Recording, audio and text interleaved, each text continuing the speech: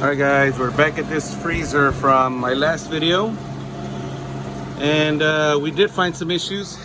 Number one, you see this sensing bulb right here? This is for that little controller back there. That's what determines when these fans shut off and when the heater comes on, heater down there. And this thing was strapped right here to the dump line. That is incorrect. The cool gas or hot gas is going to come in through here. It's the first thing that's going to warm up. So this sensing bulb has to be right here in order for it to turn the fans off as soon as defrost comes in, and to turn the the drain pan heater on whenever defrost comes on. So this was installed improperly. It was set up right here. I just removed it. This thing's in defrost right now. I can feel the hot gas coming in, and look at this. Fans are still going. It up. Fans shut off. So this is definitely causing an issue with the fans running during defrost, because you can hear it. It's in defrost right now. Definitely is. And see, our heater just turned on, and these fans have been on in defrost for a few minutes now. So yeah, let's just remount this. Fan heater. It's running, pulling 2 amps.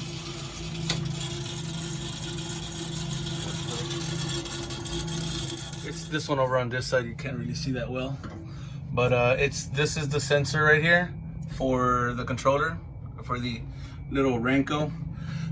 We still got to check at what this is set at. I think it's set wrong, so we're gonna do that. We have our temperature clamp on here, on the oh, well, now that we expose this, we could actually put it over here just to see when it's supposed to turn the fans off and turn the heater on. You can see right back in there, that red wire is rubbing on the suction line.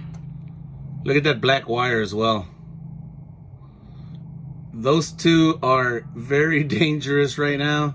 If they were to arc out on that copper line, we would have a major issue. This system is on the rack, so it would spew refrigerant until somebody were to come out here. And if that happens at 2 in the morning, somebody's gonna have a really rough night. Okay, so we're gonna check our power right here. We still got 220, so we can't, or 212, I'm sorry. We can't start messing with those wires. So I had to expose this switch. Let's see if that killed our power right here. You always gotta check. All right, no power, and then we're gonna go ground to power, 0, and then ground to red, 0. All right, now we can safely go repair those wires. That's what the wires look like. I don't think we have any exposed copper, but if that were to arc out here, man, we'd have a bad day. So, oh, where's black? Black right here, also a little bit of damage. Doesn't appear that brown got any damage, so we're gonna have to kind of sort of zip tie them out the way and find a way to keep them away from the heaters and keep them away from the copper. See if we could do that. We were able to put a little bit of insulation here to have these wires not touch on the copper. Thanks. And I put some down here as well. So we repaired, we really didn't mess with it. There's no copper hanging out, so we just applied a nice layer of tape on it, and we're protecting them with some insulation right here so they don't touch. So now the wires won't be going everywhere. We'll probably pull this one up a little bit too, but I'm not concerned of that right now. We're about to adjust this.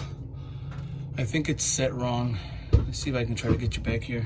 All right guys, so we've been testing our settings on this with our temperature clamp here on the suction, and even if we tried it here or here, it's not a big difference.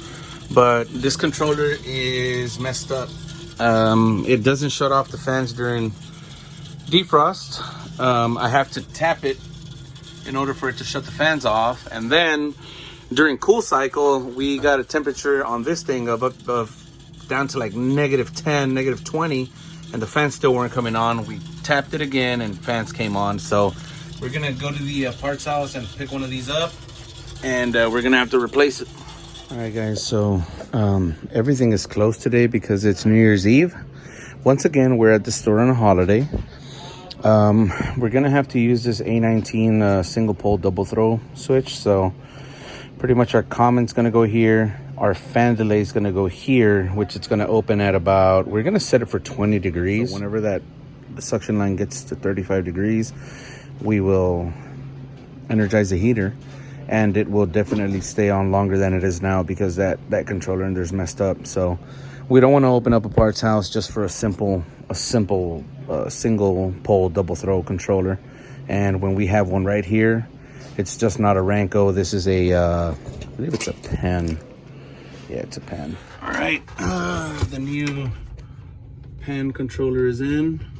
We have it set for fan delay of 20 degrees and heater to activate at about 35 approximately. These are all approximate numbers, and I'll show you on my measure quick to see when it comes on.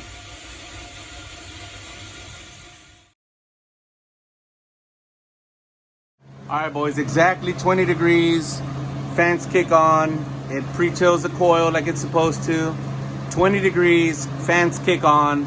Now we're gonna throw it into a defrost and see when the fans turn off, which should still be about, what, 30, 35 degrees?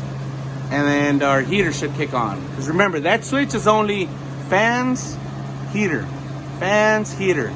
That's it. It's not a termination.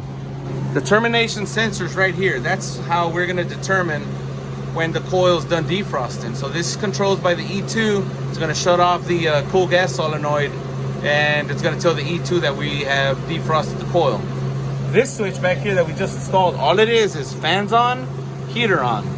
Fans on, heater on, that's it.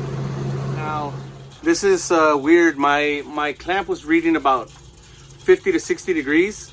However, as soon as it went into defrost, it didn't take more than 15 seconds for the fans to shut off.